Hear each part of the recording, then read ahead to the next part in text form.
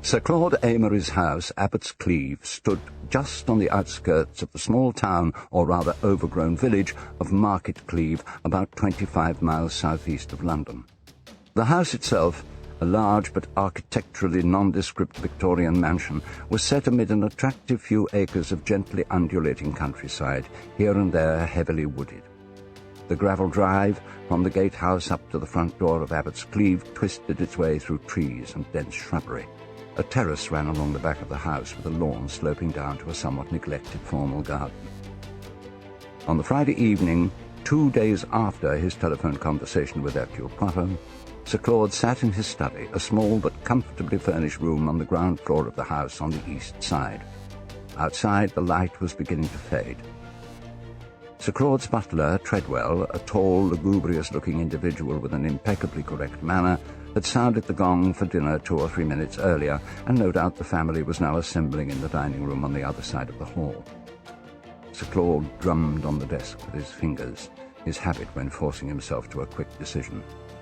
A man in his 50s, of medium height and build, with greying hair brushed straight back from a high forehead and eyes of a piercingly cold blue, he now wore an expression in which anxiety was mixed with puzzlement. There was a discreet knock on the study door, and Treadwell appeared in the doorway. "Excuse me, Sir Claude. I wondered if perhaps you had not heard the gong." Yes, Treadwell, that's all right. Would you tell them I shall be in very shortly? Say I'm caught on the phone. In fact, I am about to make a quick phone call. You may as well begin serving." Treadwell withdrew silently, and Sir Claude, taking a deep breath, pulled the telephone towards himself. Extracting a small address book from a drawer of his desk, he consulted it briefly and then picked up the receiver. He listened for a moment and then spoke. This is Market Cleeve, 314. I want you to get me a London number." He gave the number, then sat back waiting.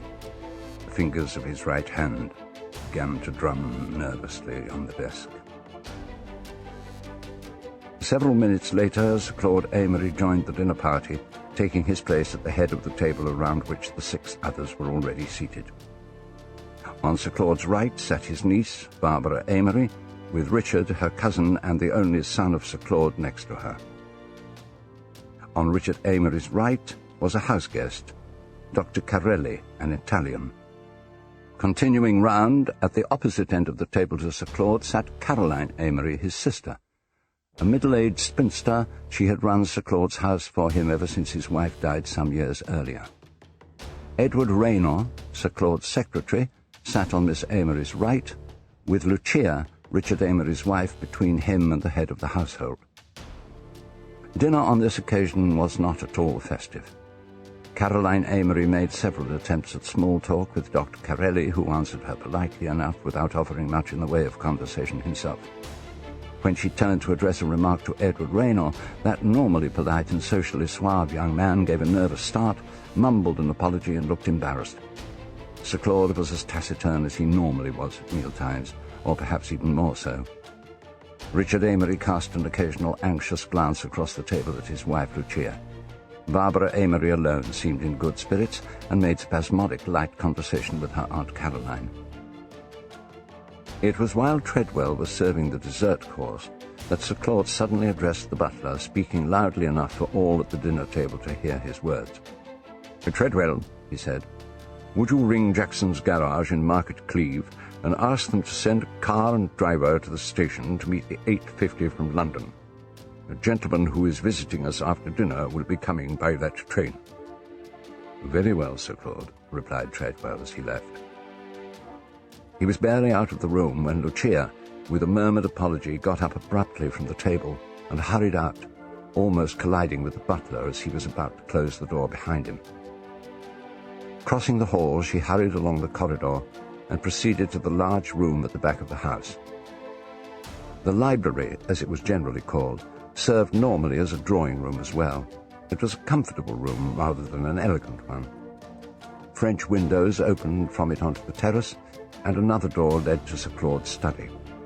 On the mantelpiece, above a large open fireplace, stood an old-fashioned clock and some ornaments, as well as a vase of spills for use in lighting the fire. The library furniture consisted of a tall bookcase with a tin box on the top of it, a desk with a telephone on it, a stool, a small table with a gramophone and records, a settee, a coffee table, an occasional table with bookends and books on it, 2 upright chairs, an armchair, and another table on which stood a plant in a brass pot. The furniture in general was old-fashioned, but not sufficiently old or distinguished to be admired as antique. Lucia, a beautiful young woman of 25, had luxuriant dark hair which flowed to her shoulders, and brown eyes which could flash excitingly, but were now smouldering with a suppressed emotion not easy to define. She hesitated in the middle of the room, then crossed to the French windows, and parting the curtains slightly, looked out at the night. Uttering a barely audible sigh, she pressed her brow to the cool glass of the window and stood lost in thought. Miss Amory's voice could be heard outside in the hall, calling, "Lucia, Lucia, where are you?" A moment later, Miss Amory, a somewhat fussy elderly lady a few years older than her brother, entered the room. Going across to Lucia, she took the younger woman by the arm and propelled her towards the settee.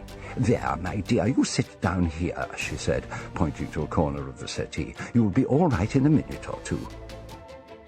As she sat, Lucia gave a wan smile of gratitude to Caroline Amory. "Yes, of course," she agreed. "It's passing already, in fact." Though she spoke English impeccably, perhaps too impeccably, an occasional inflection betrayed that English was not her native tongue.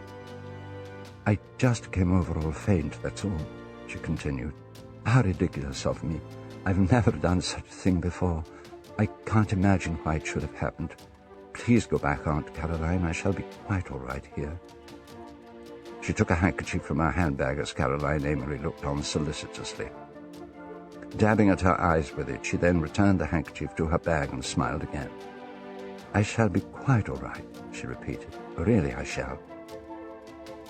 Miss Amory looked unconvinced. "You've really not looked well, dear, all the evening, you know," she remarked, anxiously studying Lucia.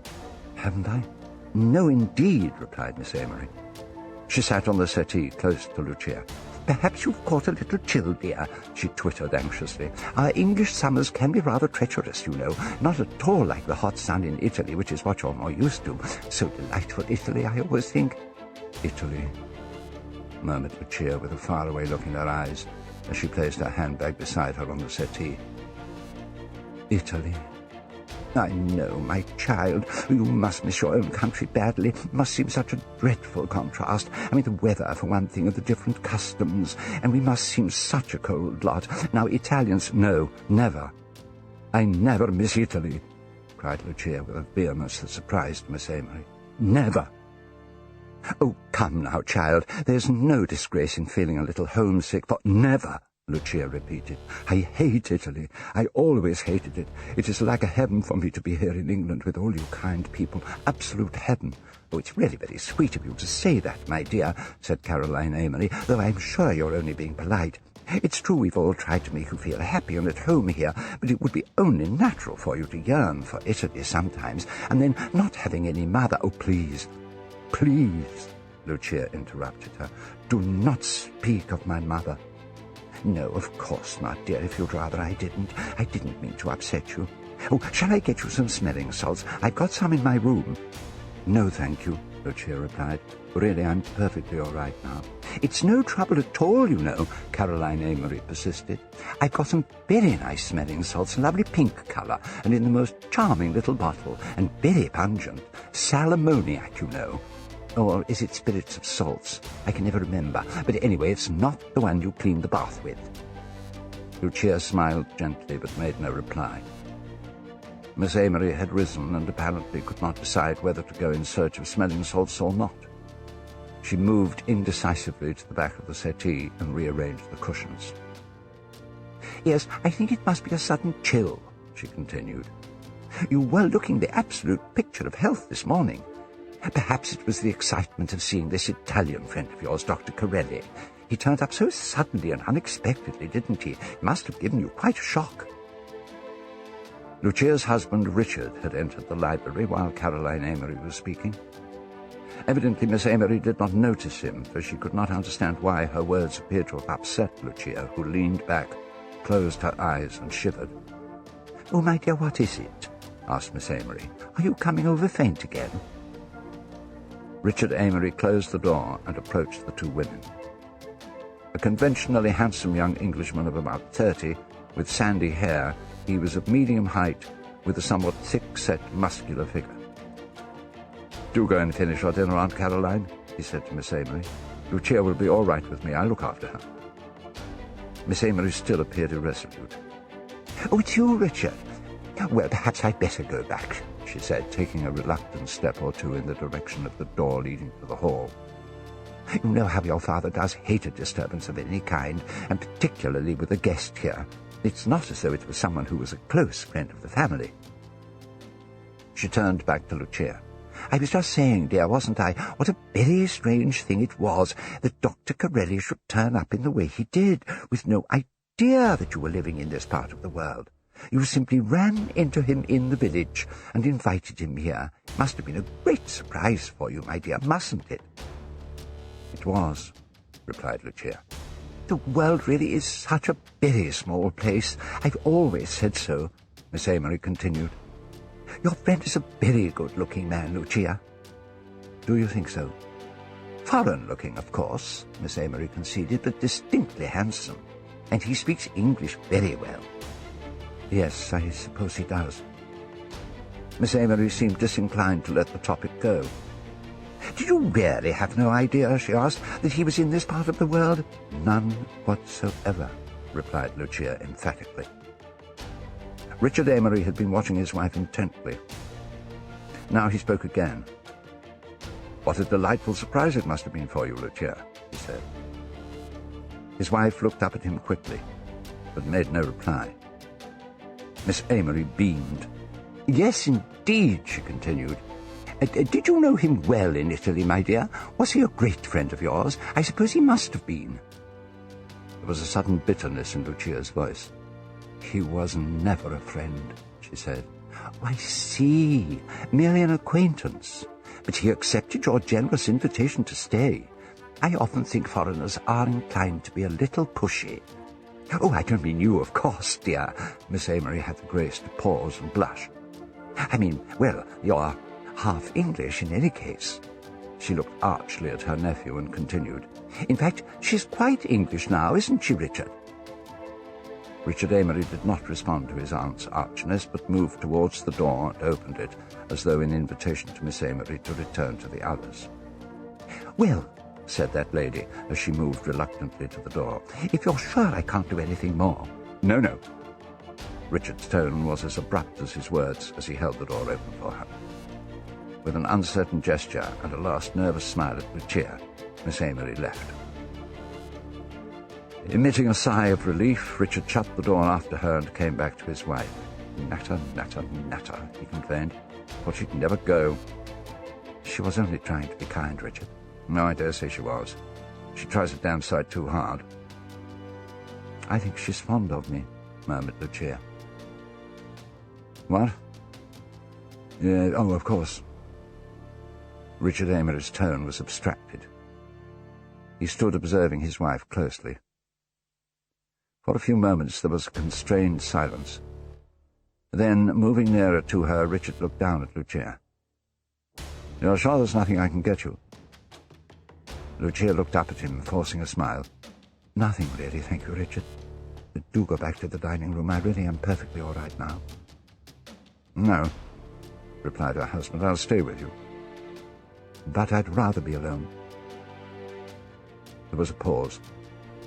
Then Richard spoke again as he moved behind the settee. "Cushions all right? Would you like another one under your head?" "I'm quite comfortable as I am," Lucia protested.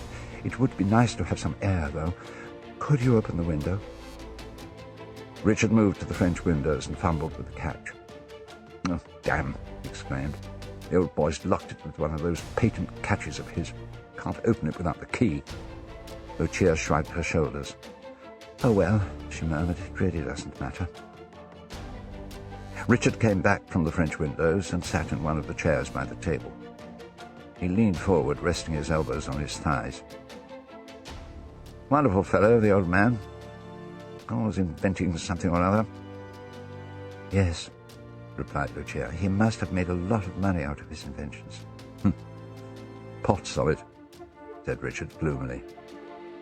But it isn't the money that appeals to him. They're all the same, these scientists. Always on the track of something utterly impracticable that can be of no earthly interest to anyone other than themselves. Bombarding the atom, for heaven's sake.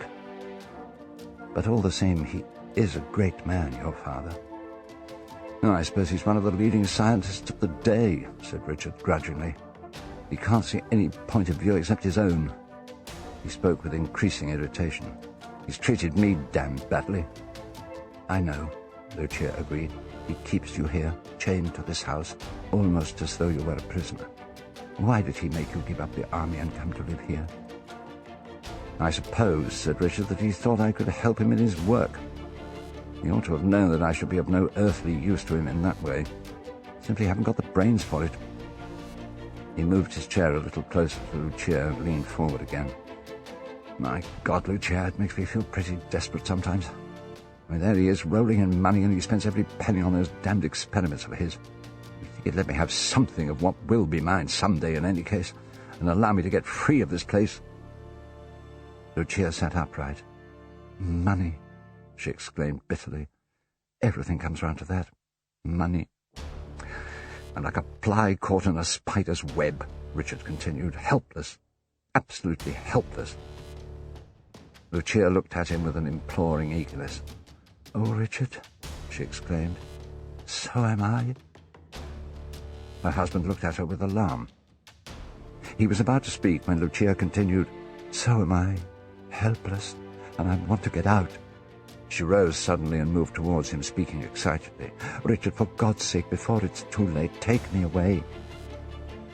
Away? Richard's voice was empty and despairing.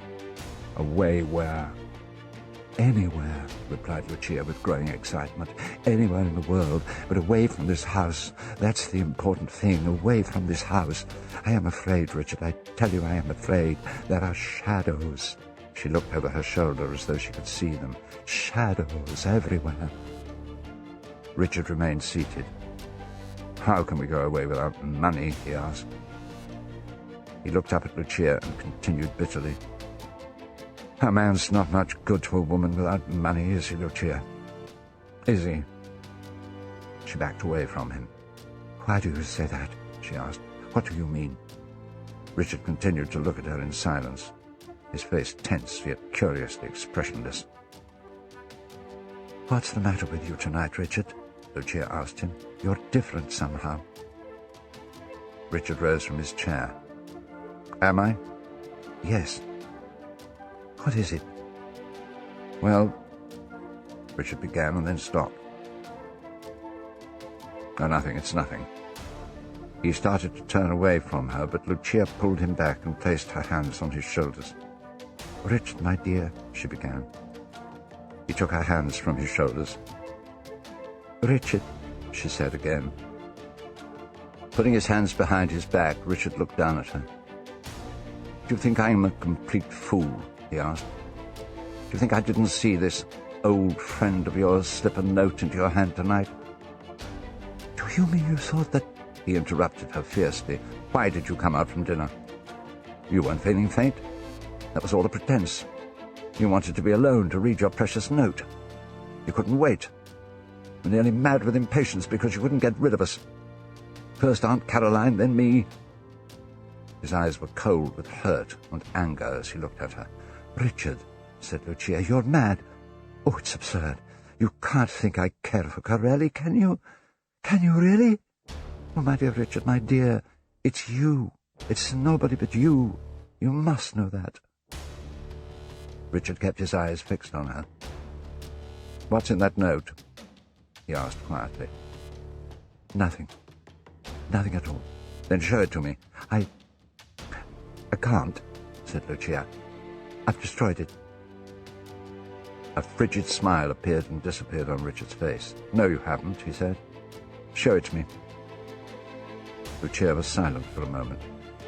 She looked at him imploringly. Then, Richard, she asked, Can't you trust me? I could take it from you by force, he muttered through clenched teeth as he advanced a step towards her. I've half a mind. Lucia backed away with a faint cry, her eyes still on Richard's face, as though willing him to believe her. Suddenly he turned away. No, he said, as though to himself. I suppose there are some things one can't do. He turned back to face his wife. But by God, I'll have it out with Corelli. Lucia caught his arm with a cry of alarm. No, Richard, you mustn't. Don't do that, I beg you, don't do that. You're afraid for your lover, are you? Sneered Richard. He's not my lover, Lucia retorted fiercely. Richard took her by the shoulders. Perhaps he isn't yet, he said. Perhaps he... Hearing voices outside in the hall, he stopped speaking. Making an effort to control himself, he moved to the fireplace, took out a cigarette case and lighter, and lit a cigarette. As the door from the hall opened and the voices grew louder, Lucia moved to the chair Richard had recently vacated and sat. Her face was white, her hands clasped together in tension. Miss Amory entered, accompanied by her niece Barbara, an extremely modern young woman of 21. Swinging her handbag, Barbara crossed the room towards her. "Hello, Lucia. You all right now?" she asked. Lucia forced a smile as Barbara Amory approached her. "Yes, thank you, darling," she replied. "I'm perfectly all right, really." Barbara looked down at her cousin's beautiful black-haired wife. "Not broken any glad tidings to Richard, have you?" she asked. "Is that what it's all about?" "Glad tidings? What glad tidings? I don't know what you mean," protested Lucia. Barbara clasped her arms together and made a rocking motion as though cradling a baby. Lucia's reaction to this pantomime was a sad smile and a shake of the head. Miss Amory, however, collapsed in horror onto a chair. "Really, Barbara," she admonished. "Well," said Barbara, "accidents will happen, you know." Her aunt shook her head vigorously. "I cannot think what young girls are coming to nowadays," she announced to no one in particular.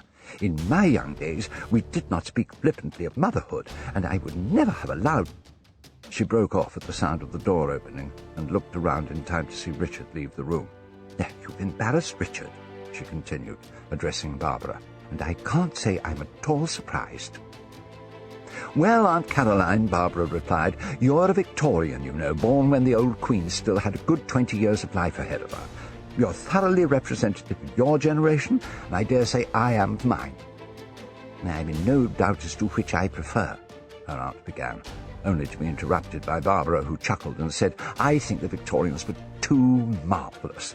Fancy telling children that babies were found under gooseberry bushes. I think it's sweet."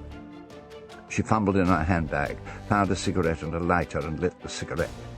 She was about to begin speaking again when Miss Amory silenced her with a gesture. "Oh, do stop being silly, Barbara.